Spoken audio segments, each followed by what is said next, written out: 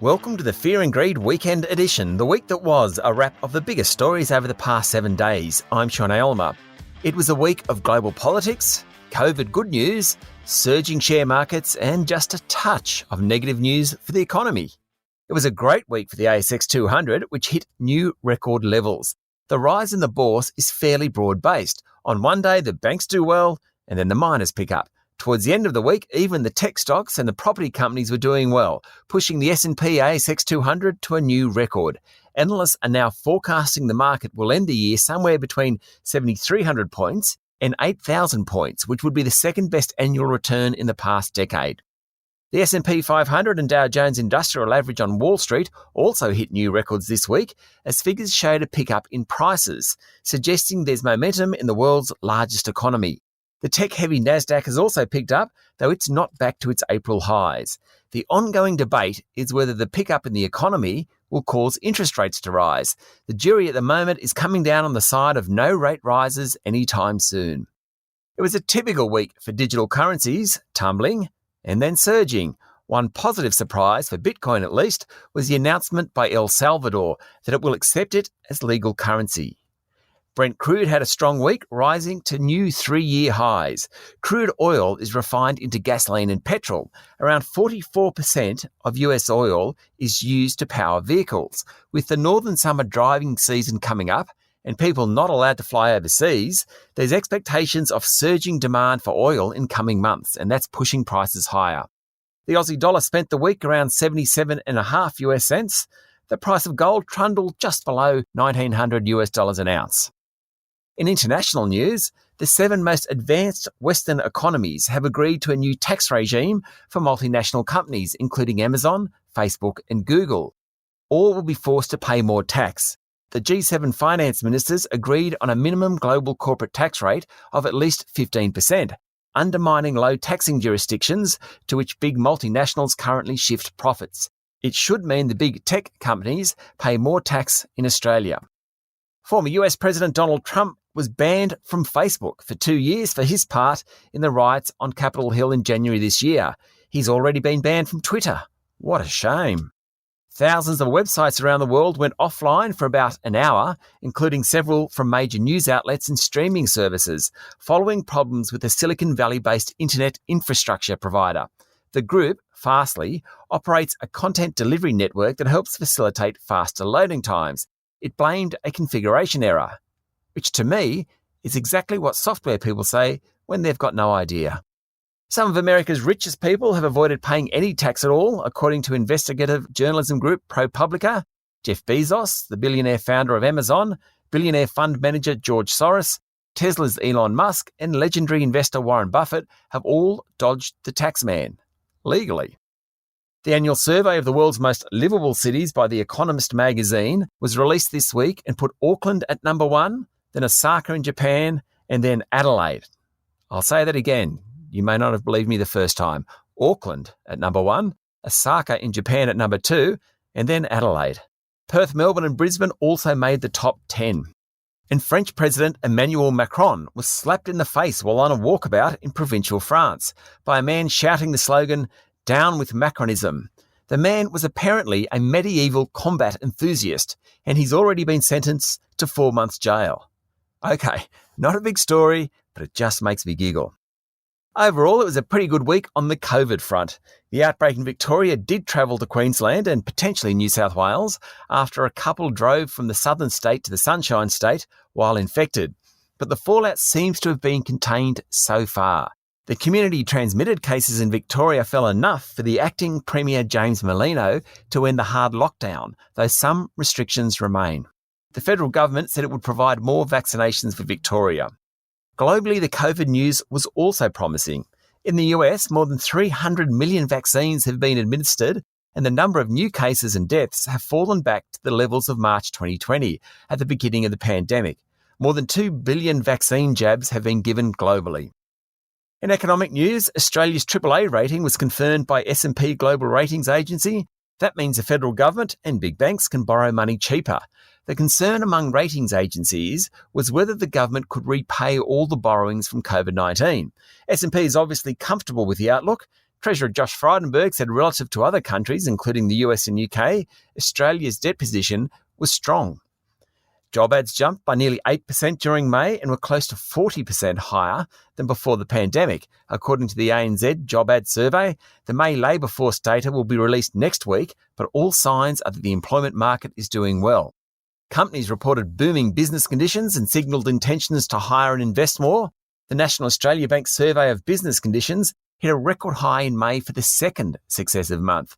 There's stronger activity across the states and territories and across most industries. And the big employing sectors of construction and manufacturing look to be moving from recovery into expansion mode.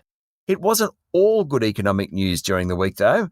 Consumer sentiment tumbled for a second successive month, most recently hit by the lockdown in Victoria.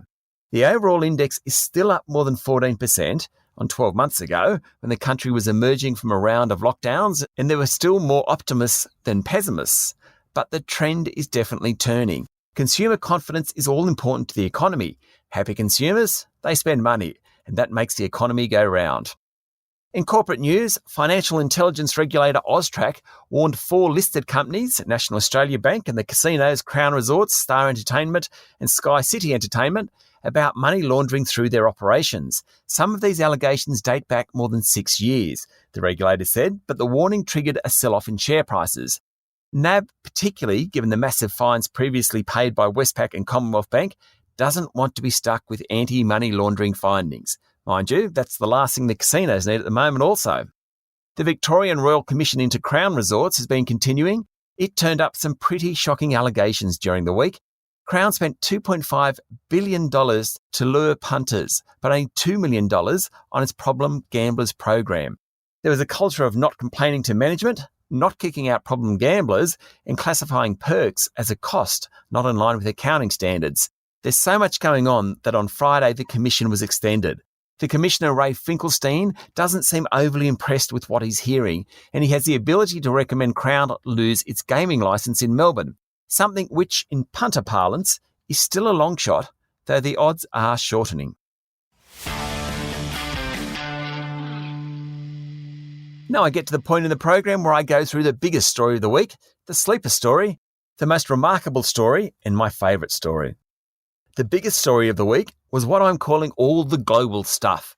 It started with Prime Minister Scott Morrison calling for an overhaul of global trade rules to prevent China's incursion in the world. He talked about the globe approaching a crossroad between liberal democracies and authoritarianism. And it was important that liberal democracies work with the same commitment and common purpose as they did during the Cold War to preserve freedoms. The PM also wanted financing and capital for the Indo-Pacific region, greater cooperation among defence forces and trade partnerships, and safeguarding of supply lines among like-minded countries. This was all ahead of his trip to the G7 in Cornwall, England. That meeting is likely to put multilateralism back on the agenda. The meeting marks a time when countries are starting to work together again, something former US President Donald Trump wasn't a big fan of.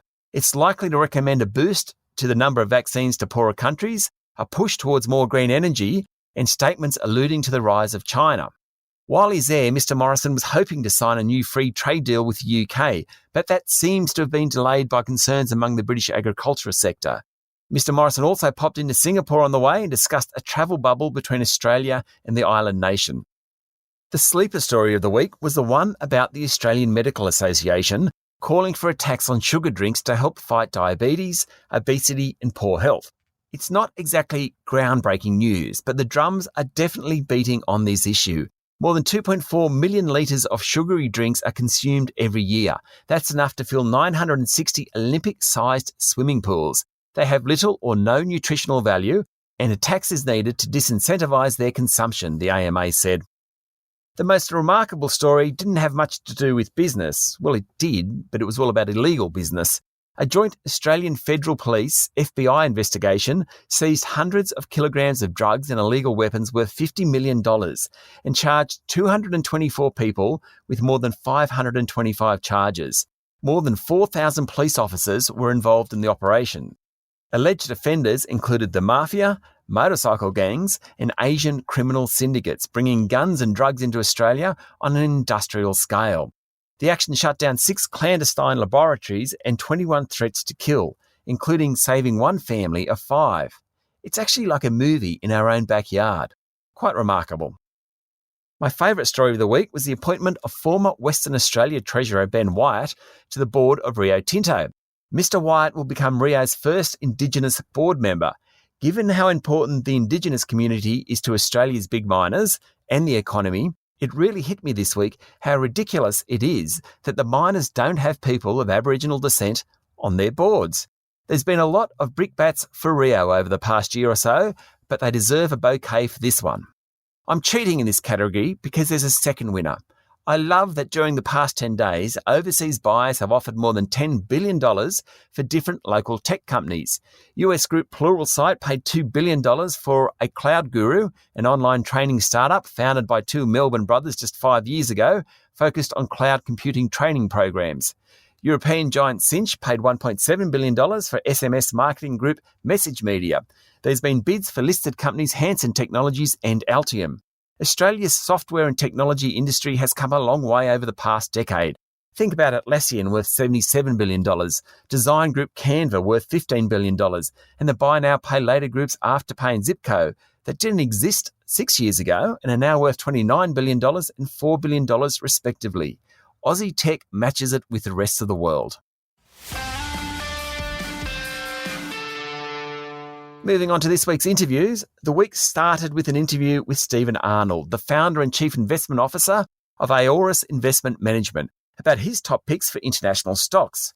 We looked in detail at some of the big names like Nike, Costco and LVMH and why he's including them in his fund. Daniel Hines, senior commodities analyst at ANZ, was my guest on Tuesday. Daniel has a knack for explaining the story behind the changes in commodity prices, and we spoke about oil, gold, iron ore, coal and copper. Wednesday's interview was with Carlos Cacho, chief economist at Jarden Australia. We talked about the labour market, its role in the economic recovery and what's going on beneath the surface. It's definitely worth revisiting that one if you're interested in economics. Thursday's chat was a bit different. This year, Fear and Greed is supporting the JDRF Giving Day. That's the charity formerly known as the Juvenile Diabetes Research Foundation. We spoke to Chief Executive Mike Wilson about the fight against type 1 diabetes, a disease that's mostly diagnosed in children and means a lifetime of injections before every single meal.